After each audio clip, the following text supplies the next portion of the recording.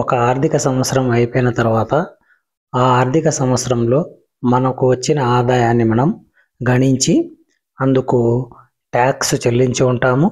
ఆ ట్యాక్స్ చెల్లించిన దానికి అనుగుణంగా మనం రిటర్న్ ఫైల్ చేసి సబ్మిట్ చేయవలసి ఉంటుంది. అలా చేసిన తర్వాత ఇన్కమ్ ట్యాక్స్ డిపార్ట్మెంట్ వాళ్ళు మన ఆదాయానికి మనం ఫైల్ చేసిన దానికి సరిపోయి ఉంటే మనకు 143(1) ద్వారా ఇంటిమేషన్ ఇస్తారు. ఆ ఇంటిమేషన్లో ఎటువంటి డిమాండ్ రిఫ్లెక్ట్ కాకపోతే మనం ఆ ఆర్థిక సంవత్సరానికి సంబంధించి మన ఆదాయానికి మనం సబ్మిట్ చేసిన ఫైలింగ్కు సరిపోయిందని లెక్క, ఎటువంటి ఇబ్బంది ఉండదు.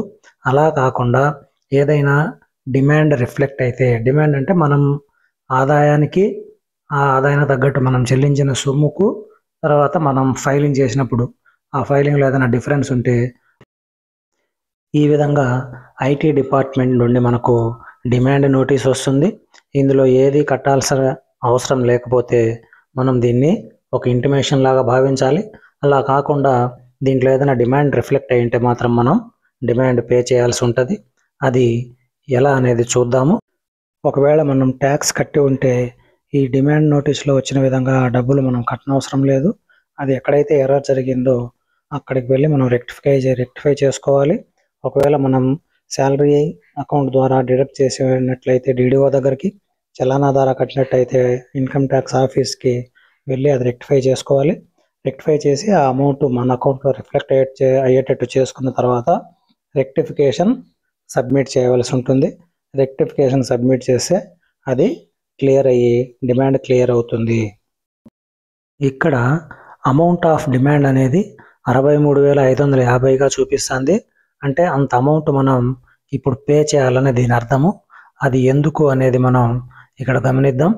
ఇక్కడ as per provided by tax payer, అంటే ట్యాక్స్ పేయర్ అయిన మనము ఏదైతే ఇక్కడ లెక్కలు చూపెట్టామో ఈ వరుస మనం చూపెట్టినది, అంటే ఫైలింగ్ చేసినప్పుడు మనం క్యాలిక్యులేట్ చేసి చూపించినది. అదేవిధంగా right side as computed as 143(1) అంటే వాళ్ళ కంప్యూటర్లో క్యాలిక్యులేట్ చేసి ఈ విధంగా వచ్చింది. మనం చూపెట్టిన ట్యాక్స్కి వాళ్ళ ట్యాక్స్కి రెండు సేమ్ వచ్చింది. అయితే ఈ ట్యాక్స్ మనము కట్టినట్టుగా వాళ్ళ రికార్డులో లేదు కాబట్టి దానికి ఫైన్లు, సెస్లు అన్నీ కలిపి 63,550 చెల్లించాలి. మనం ఈ ట్యాక్స్ పెయిడ్లో అండర్ టీడీఎస్ ద్వారా 56,776 చెల్లించినట్టు ఇక్కడ చూపెట్టినాము యాజ్ ప్రొవైడెడ్ బై ట్యాక్స్ పేయర్లో. కానీ వాస్తవంగా ఆ డబ్బులు ఈ ఇన్కమ్ ట్యాక్స్ వారి సైట్లో రిఫ్లెక్ట్ కాలేదు, అక్కడ జీరోగా ఉంది. కాబట్టి మనం కట్టాల్సిన ట్యాక్స్కి ఎక్సెస్ అంటే ఫైన్లు అవన్నీ వేసుకొని 63,550 చెల్లించాలి. అది క్లిక్ హియర్ టు ఈ పే ట్యాక్స్ అనే దానిపైన క్లిక్ చేసి మనం ఇక్కడే పే చేసేయచ్చు వాస్తవంగా మనం కట్టినట్లయితే. లేదంటే మనం మన డీడీఓ గారిని, అంటే మన శాలరీ నుండి ఆ అమౌంట్ డిడక్ట్ అయింటే డీడీఓ గారిని సంప్రదించాలి. లేదా మనం చలానా ద్వారా కట్టి ఉంటే అవి తీసుకెళ్ళి ఇన్కమ్ ట్యాక్స్ డిపార్ట్మెంట్లో వెరిఫై చేసుకోవాలి. మనం కట్టిన ఈ సొమ్ము 26ASలో రిఫ్లెక్ట్ అయితే మాత్రమే ఇక్కడ మనకు ట్యాక్స్ చెల్లించినట్లు అవుతుంది. లేకపోతే మాత్రం మనము డీడీఓ దగ్గరికి వెళ్ళి లేదా చలానా ద్వారా కట్టింటే ఐటీ డిపార్ట్మెంట్ లేదా ఐటీ ఆఫీస్కి వెళ్ళి మనం రెక్టిఫై చేసుకొని ఆ అమౌంట్ మన అకౌంట్లో రిఫ్లెక్ట్ వచ్చేటట్టు చేసుకున్న తర్వాత మాత్రమే దీనికి రెక్టిఫికేషన్ సబ్మిట్ చేయాల్సి ఉంటుంది. రెక్టిఫికేషన్ ఎలా సబ్మిట్ చేయాలో చూద్దాం. మనం ఐటీ సైట్లోకి వెళ్ళాలి, అక్కడ లాగిన్ కావాలి. లాగిన్ పైన క్లిక్ చేసిన తర్వాత మనం పాన్ నంబర్ ఇక్కడ ఇవ్వాలి.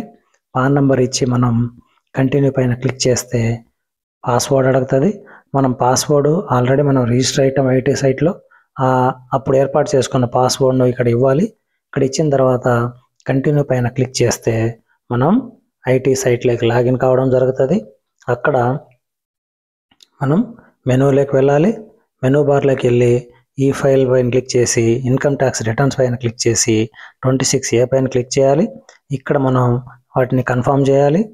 కండిషన్స్ని కన్ఫర్మ్ చేసిన తర్వాత ఇక్కడ అగ్రీ అని కొట్టాలి. ప్రొసీడ్ అగ్రీ కొట్టిన తర్వాత ప్రొసీడ్ పై క్లిక్ చేసి 26 AS అనే దానిపైన క్లిక్ చేయాలి. అసెస్మెంట్ ఇయర్ను ఆఫ్ చేసుకోవాలి. తర్వాత వ్యూ యాజ్ HTML లేకపోతే టెక్స్ట్ అని అడుగుతారు. HTMLలో మనం వెరిఫై చేసుకోవచ్చు. అక్కడ వ్యూ అనేది ఉంది, వ్యూ పైన క్లిక్ చేస్తే ఇక్కడ మన DDO గారి పేరు, తర్వాత వారి యొక్క ట్యాన్ నంబరు, తర్వాత మొత్తం మనం ఎంత అయితే ట్యాక్స్ పే చేసామో అది ఇక్కడ రిఫ్లెక్ట్ అయితే మాత్రమే మనం రెక్టిఫికేషన్ సబ్మిట్ చేయవచ్చు. సో ఇక్కడ అమౌంట్ రిఫ్లెక్ట్ అవుతుంది కాబట్టి మనం కట్టిన డబ్బు IT డిపార్ట్మెంట్ వారి అకౌంట్లో ఉంది, అంటే మన ఇండివిజువల్ పాన్లో ఉంది. ఇప్పుడు రెక్టిఫికేషన్ను మనం సబ్మిట్ చేయాలి. ఆ రెక్టిఫికేషన్ ఎలా సబ్మిట్ చేయాలో చూద్దాము.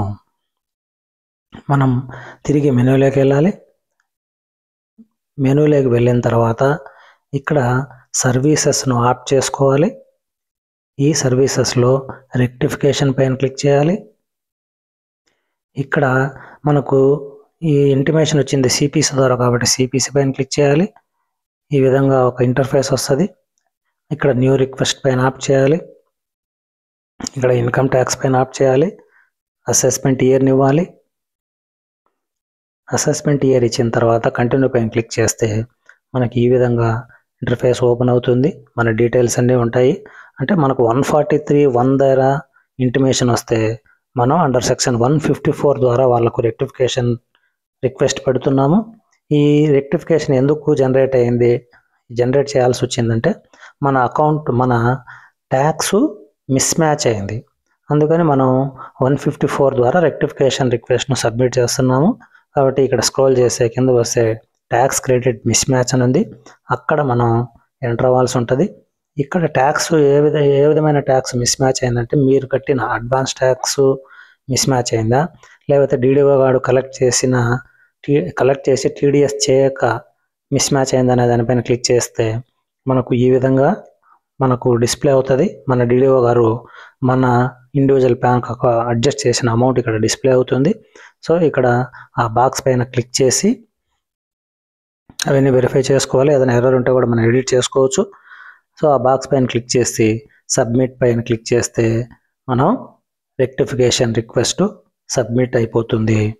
ఇది ఒక 15 రోజుల నుండి 1 నెల రోజుల వ్యవధిలో ఇన్కమ్ ట్యాక్స్ డిపార్ట్మెంట్ వాళ్ళు వెరిఫై చేసి మీరు పెట్టిన రెక్టిఫికేషన్ రిక్వెస్ట్ సరైంది అని యాక్సెప్ట్ చేస్తే మాత్రం మనం ఎటువంటి ట్యాక్స్ కట్టవలసిన పని లేదు. కాబట్టి ఈ విధంగా మీరు రెక్టిఫికేషన్